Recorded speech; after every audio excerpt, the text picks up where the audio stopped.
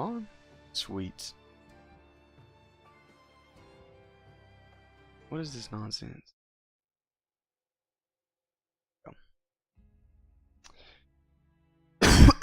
All right, Mass. So first off, I got to start this conversation out by asking you a question because you read it, right? Oh yeah. Okay. So let me ask you a question before I give my opinion. I want to hear somebody else's opinion. Can I ask you your opinion on this? What you thought of it? Yeah. Well, there was a lot here. I love the idea that they're thinking of doing alternate rule sets. Now, me myself, I'm not a big PvPer. I'm not into that sort of thing in a level-based game. I find it's kind of, I don't know. It's just not my thing.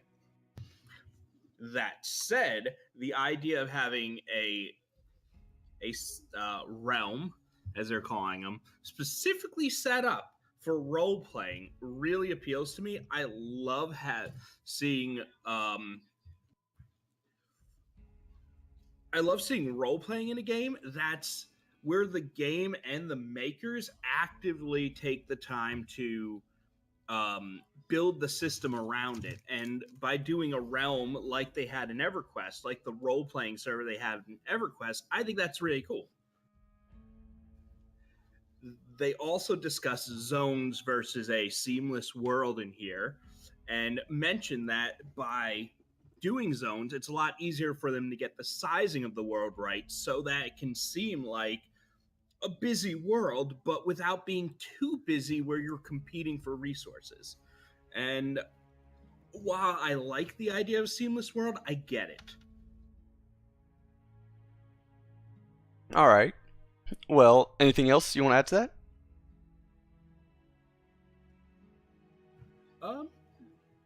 I think that's a good start for now. Okay. No, that's good. I just want to make sure I didn't cut you off. So, excuse me for the cough. By the way, what was that? Oh, Mass is bad. Okay. You have fans, by the way, Mass. Oh, great. So, let me just say this piece right here.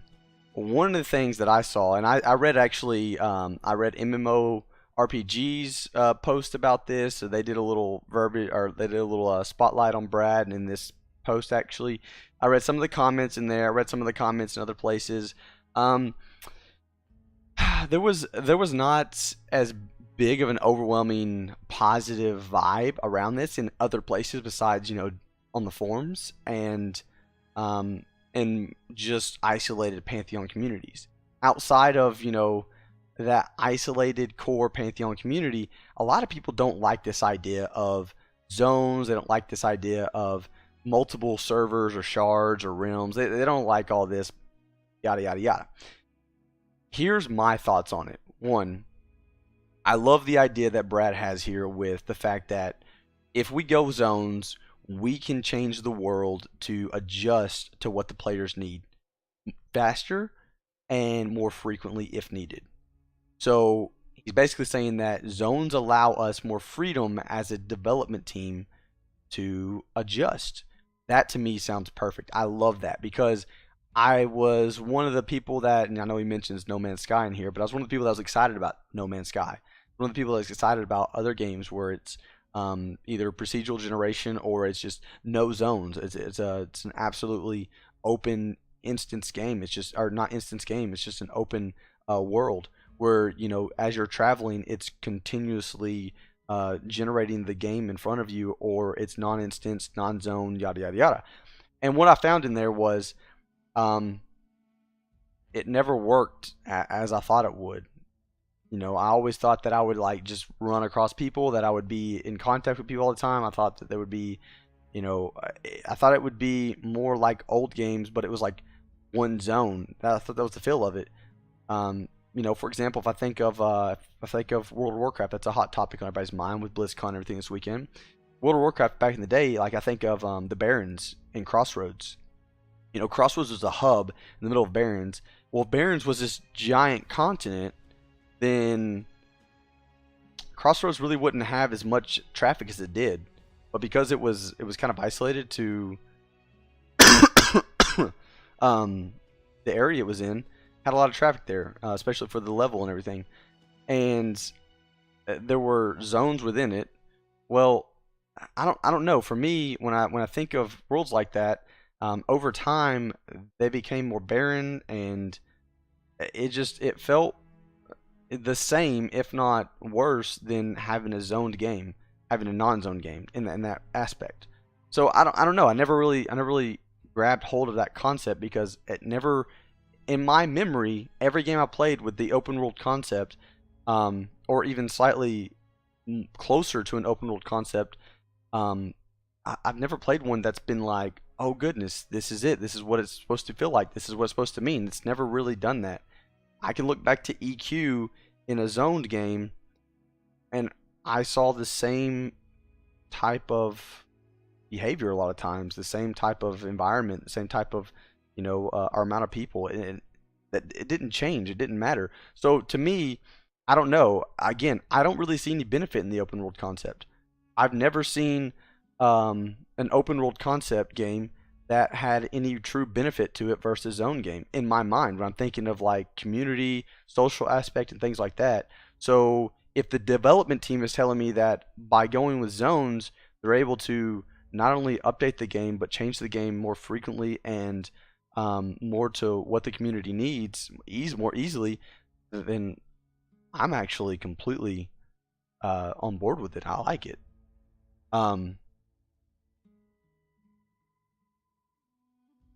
Yeah. So zones. So zones. When I'm thinking of zones, and again, you have EverQuest. EverQuest is a really good example of zones. Then you have World of Warcraft is a really good example of. I'm trying to think.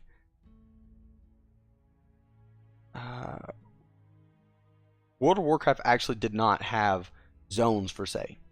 They had instances within an open world concept game. So so if you're thinking about it, if you're thinking of World of Warcraft, if you're thinking of running from one city to the other, you're basically just gonna take off running, and you'll eventually get there through paths. Now, if you go into a dungeon or a raid, that was an instance. So you exited the open world and went into an instance, for example. The only thing that was zoned about World of Warcraft was the actual continent itself. So for example, if you went from one continent to the other, you would then zone between them. But in EverQuest, so what's the game you played, Lord? I'm trying to think of a game that you've actually played that I can relate to. I use WoW and EverQuest a lot in examples because I think a lot of people have played WoW, but that's not always the case. I also use EverQuest because I think a lot of people looking at Pantheon have played EverQuest at one point in time, or at least know about it. But again, that's not always the case. So what's a game that you played? Let me see if I can kind of put a comparison there. If I could actually chime in, I know I've played different games with Valnar. Okay. Minecraft, for instance, where it just kind of loads the edges of your view as you move and go along, and you never actually have any load time. That would be a seamless game versus Baldur's Gate, which we play where you have the one area loaded, and when you're ready to venture forth, as they say, you need to load another area. There you go. So perfect. So yeah, so that hopefully that helps. So anyways, again, I've never seen really the benefit that people say that they've seen in open world games versus zone games. I've never seen that benefit, or I've never seen the negative side. I've never seen the positive side. To me, there's not really any benefit or negative effect or anything that I can see as a player. And if the development team's telling me that they have better capabilities with one versus the other, well then, in my opinion, go with the one you have better capabilities in. I want the one that you're gonna be able to give me the best experience in. And so, I'm fully on board with this. But I've read, like I said, I've read a bunch of posts or a bunch of comments where people just really don't like this idea. They really they want to get away from the zones, quote unquote. And to me, I don't understand it. So so again, I'm on board with it. I love the idea of being able to adjust the zones more frequently and easily to meet the demands of the community and the world as we need it. So if something needs to be added or something needs to be removed or something again is not working as it intended and maybe they need to section that off, then I think with the zoned approach they can do that more easily and allow us to continue playing the game as we like to. So again, I have no problem with the zone piece of it, and in my mind, awesome, you know. And then the other thing that he mentioned in here was again the realms, like you said, having multiple types of rule sets or server sets. I don't know why, but I continue to read over and over again people um they're they're not upset with this, but they're just, I don't know, it's almost like they're discouraged. It's almost like they want, well, I guess they are upset because they want one massive server. And it's like I want one massive server to rule them all, and it's like, well, but in my opinion, I don't. And the reason I don't is because one of the reasons I loved EQ and old MMOs so much was because when I got into it and I saw people running around, I could normally tell you what type of person that was because I knew them running around. I could look at somebody, I could be like, oh, that's Satori. I know him. Played with him a few times, last week. That's a cool guy. Just as he's running by. Well, Yeah, me, I'm cool. but I mean, it was one of those things where I knew people in the game, even, and I'll go back to for those that don't know, BlizzCon announced the classic WoW servers were coming back. So this today I've been thinking a lot about the classic WoW and memories I had in it and things like that. And I enjoyed the classic WoW, but it's never going to be. It's not a game that I'm going to ever look to play for an extended amount of time. It's a game I'll probably visit for memory's sake and just relive some of the experiences. But I want something new and kind of on the cutting edge, which is why I'm here with Pantheon.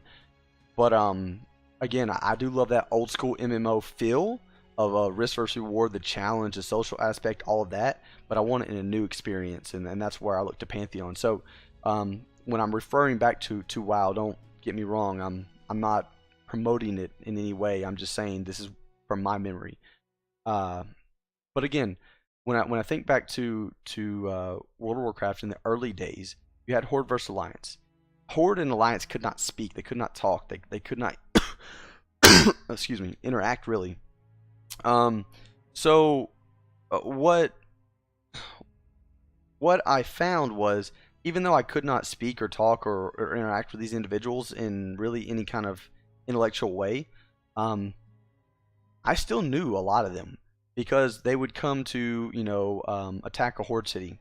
I was Horde. Alliance would come to attack a Horde city, and I would run out and basically just like take off all my gear and go out and stand in front of the front lines of these hundreds of Alliance players that are about to just start killing everything in the city. And I'm just out there, doing like a naked dance in front of them. And I started seeing some of their names, pretty consistently. And usually they just let me out there dance. They just let me alone. They were just like, all right, whatever. This dude is no threat to us. No big deal. Just let them dance. And most of them, some of them would even, jump in.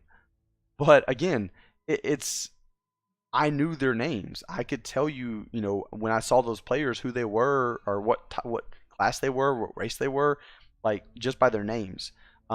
It became a game that I started to feel like I was a part of, and then over time that disappeared.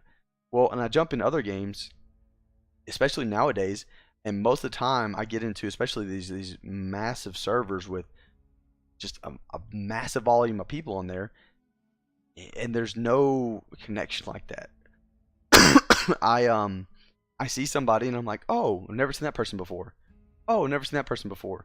And then the next day I log in, run through the same spot, and I'll not see any of the same names ever. It gets kind of, I don't know, you don't feel like you're a part of anything at that point in time. You feel more like you're just playing a game and they're another NPC, for example. You know, oh, cool, I saw somebody, but I have no connection to them. I have no personal interactions with them ever. I've never had any uh, relationship or shared any experience with them, and to me, that's really what brings the MMO genre to life and makes it what it is. So let me catch up on chat here. I found limiting areas to only what you need handles much smoother for me at least. Absolutely. Yeah, so and that's another benefit that was, and I think it was mentioned here, but if not, I just assumed it in my mind because when you do limit the area, the zone that you could potentially be looking at, um, it definitely helps in performance. But again, let's be honest. If we're looking at the streams for Pantheon and they're looking out over the distance, I mean, do you even notice that it's a zone game? Those zones are huge. They're massive. They're just enormous in size and scale. I mean, let's let's be real. You're probably never going to even notice, besides the load screen that comes up, that it's a zoned game. We need to D&D campaign. There's my button. um. Hold on. You're not wrong. I quit WoW before first expansion because it just didn't stream. Okay. Yeah, I was just catching up on chat here, Mass. But go ahead. I was gonna say, even going as far back as EverQuest, which was late '90s. Yeah. The Karanas, gigantic zones, bigger than you could imagine, and if they do the zone lines right, the load screen's the only thing that's separating it from a seamless world. Exactly. And if it allows them to do it better, I'm all for that. One of my friends was saying that they like zones better because they introduce an inherent feeling that the world is bigger than you see. And I think in a fantasy game, that's really important. I mean, I could see that. I could see that. Me personally, it doesn't, but I could see that.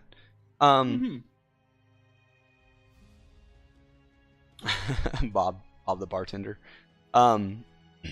So yeah, I'm right there with you. I mean, I'll say it like this. And I'll kind of close it on this. Like I said, I wanted to keep this pretty short. I just wanted to really make a note to the announcement today. I was excited about it. But I want people to go through and read it because Brad has some really awesome points in here. But one of the things too that really kind of brought it home for me was Brad's talking about the alternate server sets and different types of servers and things, and he's talking about the amount of servers. Instead of having one massive world, he's talking about the amount of servers and the population on them. He's talking about how nowadays technology allows us to pretty much go as big as we want, but what he's saying is he doesn't want it to be just a massive horde of people on one server, because again, you want to have so I'll think of it this way. I live in a medium-sized city, a medium to maybe even considered smaller size, not small, but a medium-sized city. But even the city I live in real life, it's big enough that I don't know everyone, but not big enough where I'm not walking down the street and I can't find somebody I know pretty much every day. In a major city, in a major city, that type of interaction, well, it never really happens that I've seen. So what does that mean? Well, for example, when I go to a restaurant, when I go to a clothing store to buy some clothes or shoes, or if I go to store period or something like that, normally I'll be greeted by a "How are you doing? How can I help?" Because in reality, everybody kind of knows everybody at some degree or some point, so you never know who you're going to be talking to that you actually know. So usually courtesy is a little bit more friendly. Well, when I go to a major city, I'm lucky if I get a hello when I walk into a store, and at a restaurant, it's let me take your order, and they get it on paper and they're gone. Um, in my city, it's a let me take your order. Oh, how are you doing? Oh, how's your family doing? Oh, do you know so and so? It's a conversation with the waiter or waitress most times. Something that I've never experienced anywhere else in any major city. I've even experienced it in small towns that I've gone and visit. I'll go and visit. Oh, where are you from? How are you doing? Things like that. It's because people know people, and it's not big enough to where you can just get lost in the barrage of people, and no one ever cares how they're interacting with people because they never really see you again. Instead, it's something where you almost know you're going to run into that person or see that person again, so you're more friendly, you're more nice. But anyways, I have a cat problem. Cat is blocking the screen. Oh, um, I have a cat problem, and I was like, is that a mistype or got you? um, but yeah. So again, for me, when I read about one massive server versus multiple servers, that's my thought process is if you have the right amount of people, enough to make it to where it's a functioning, fully utilized game. There's enough people in every zone in every area that the game's being utilized, it's being used, and there's you're having fun with it, but you're meeting new people, and you're also seeing people that you know. That's awesome. But if the game's so large that, or if the server's so large and then there's so many people that you never really get to meet anybody new because there's just, or you never really get to meet anybody you already know because there's just so many people, and you never have like kind of that personal connection. You might know a few people, little niche people, but you never see like that same guy over and over and over again. You're like, I know that guy. He doesn't know me, but I know that guy because he wears, that cloak, or he wears that piece of armor. I know that guy. Well, in a smaller community, he might be the only guy that wears that, and you might, as soon as you see him, you know him, and you're like, that guy's awesome. In a larger community, there might be 30 of them, and you're just like, all right, cool. Those guys, they got cool armor. Um, so again, I like that idea. I really do. I think that there's a lot behind that, and I get it. Some people don't understand it, don't get it. But for me, being kind of a smaller town feel where I live personally, I've always liked that personal connection that people make to other people in the community and stuff like that. And I feel like if the community is too large, you lose that personal touch on it. But if it's too small, you really don't have a community to play with, enough. So him saying that determining the right size and population is crucial to the game is very exciting for me. I'm really happy for that. I absolutely agree there. And his commitment to trying to keep it the right side, he says, with zones, we can add in things. We will release contents to, adjust that size if we have to. He kind of lays down the gauntlet that he's going to, support this. He's going to back it. And this isn't just we're doing it because it saves us on server costs. He's like, no, this is what we're going to do. This is what we're committing to. And that's really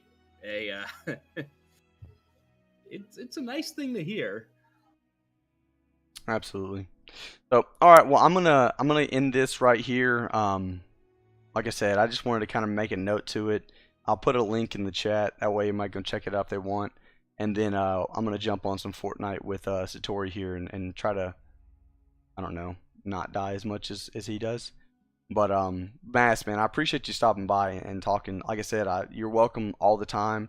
I'm really just trying to make these more short and direct towards certain things that come out because soon the NDA is going to be signed and I'm going to be limited on what I can talk about. So I want to make them more direct because when news does come out that's public knowledge, I'd like to get on here and talk about it.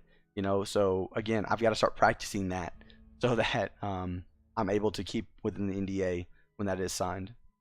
So. I definitely know how that goes and understand. Thanks for having me. Yeah, man, I appreciate it.